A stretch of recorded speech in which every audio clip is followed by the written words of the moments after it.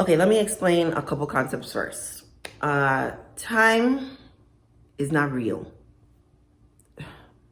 It's so hard not to be like overly spiritual about something like this, but time is not real. It's a construct. Like, we created time. Like, who said a second was a second, or that a minute is 60? Like, what does that even mean? We understand the sun rises, sets, there's a natural like cycle to life, all of that stuff. But your understanding of time and the words that you use to describe time will influence your ability to make time and use time effectively and efficiently. So saying things like, I don't have enough time, or there's not enough time, or there's only 24 hours in a day, really harms you, because your thoughts create your reality, right? It's the way you think about the world influences the behaviors that you choose to do. So the first thing would be to shift your thinking of time. So you gotta think, I can create time, and I have enough time to do everything that I need to do. Like, that's the first step. I think that's the hardest step. Like, the awareness, the realization is usually the hardest step. The next step, I think, is much more sequenced, or how you say, como se dice? Like, you have to take account of every minute of the day, which is not really easy. So because I am so organized, I've been like a very, very organized person in my life, I have always taken on more than I should. That's true. I've always taken on more than I should. And one of my mentors would tell me, whenever he would ask me to do something and I'd be like, oh, I'm busy, he'd say, busy people get stuff done. And it's so true. Busy people have their priority list and they get things done. I was recently reading, I just finished Seven Habits of Highly Effective People. He ended that book. I've been thinking about doing a book review. I don't mean to be all over the place. He ended that book with God. And I felt God throughout all of the book, but he never explicitly used the word God until the very end of the book, which I thought was interesting, but I think he wanted to make the book accessible to most people. So he didn't like include like spiritual, religious sort of language in it. But he has a strategy for prioritizing things, right? So what you prioritize is also important. If you if you focus on one area, it means that another area is not going to get that same amount of attention. So it's like a two-part thing. You have to take stock of every minute of your day, and you have to prioritize what is most important. What's important versus what's urgent, like what needs to be done. So I'm gonna share my schedule with you. Side by side thing here. So every moment of my waking day, I'm trying to account for. I am making some changes to my schedule because the way it is right now is not really effective for me. So one of the things that happened for me recently was I started a new job, and it doesn't require as much time as I thought it would. So I have all this time to lollygag, to procrastinate. Whereas I'm used to being like super busy, and every hour has been used for something in my previous life. As a student who's like working for free and also wanting to make A's, I worked very hard. And so that meant I didn't really have a lot of time for not important I don't know. So I was recently, what did I watch recently? Supernatural. I was recently watching Supernatural, binging on Netflix, which is atypical for me.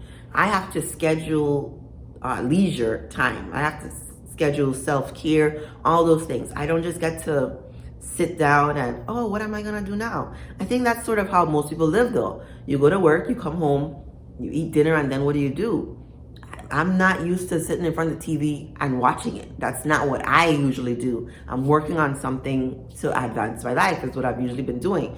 And so I was like, is this what most people do? Like when they come home, is this why, you know, I have not been able to like catch up with all the recent things people are watching. I'm never watching things when they just come out. I have to schedule time to make those things happen.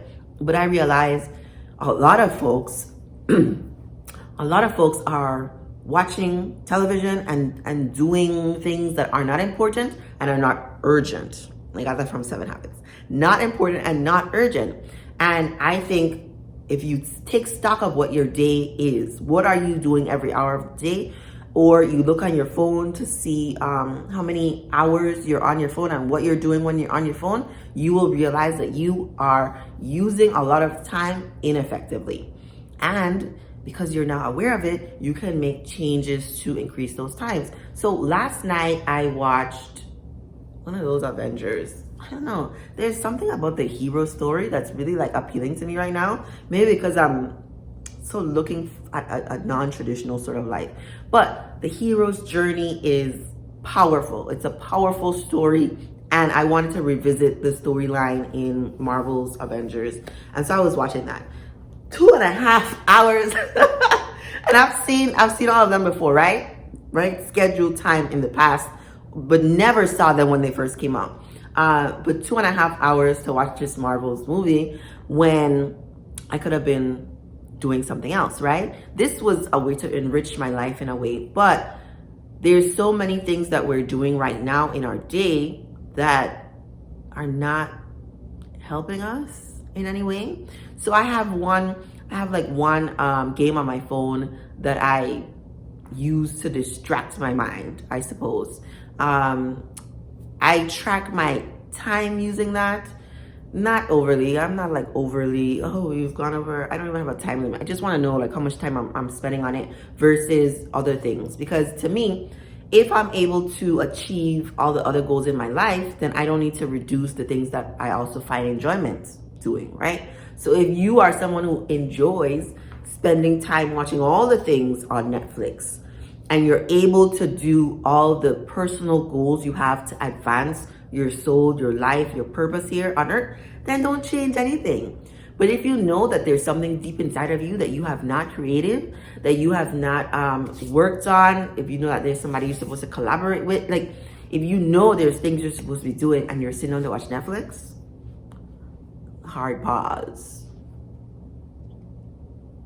Stop that and make the changes in your life. So this is what I mean about making time. It's really diverting your energy, your attention, your focus, your time from something that's not important or urgent, making that list of priorities for yourself, and then also scheduling every single thing. And then I suppose the one thing that needs to occur there also is discipline. I think I have a level of discipline that has led me to a certain level of success that a lot of people don't get to, which I'm very, very grateful. I had a Caribbean parents. I grew up on an island. So like the discipline thing is a little bit different in my upbringing. Some folks have to cultivate that in themselves. Some other folks need a buddy system. Like you need other people to help you be accountable. There's absolutely nothing wrong with that. I think do whatever it is that you need to be successful in this world. No shame in the game. There's not one thing better. Like the end result is that you are able to achieve your goals. That's it. So once you do that, then you have your time. You have made time for the things that are important and urgent to you so that you can get everything you need to get done in a day, right? So I'm working on that now because there's little outside influence on my life right now, right? School, professors, other people evaluating you is a very outside, I have to like make it right sort of thing. I'm in this period of life where it's really just me. Do I want to do it or not? And there's so many things I want to do. And so it's a level, you know, I compare this to getting abs. Getting abs is sort of unnatural in this day and age. It's like, it doesn't happen by mistake. Getting abs happens on purpose over time with a lot of discipline, like insane discipline. And I'm not there yet. I'm working on it, but I'm not there yet. So I compare that to this time in my life when I have all these goals and dreams, aspirations, and it's requiring a different level of discipline for myself. And I'm excited. I'm like really excited. Also excited for you. Do you, boo? I'm always rooting for everyone in this world to succeed. So let me know what you think in the comments. Remember to like, subscribe. Please subscribe. If this is not your first video and you dig it, you see what I'm doing here, you like it, support me. You know, subscribing is one way to support me. And then remember to share with someone who you think it may help. And thank you for watching.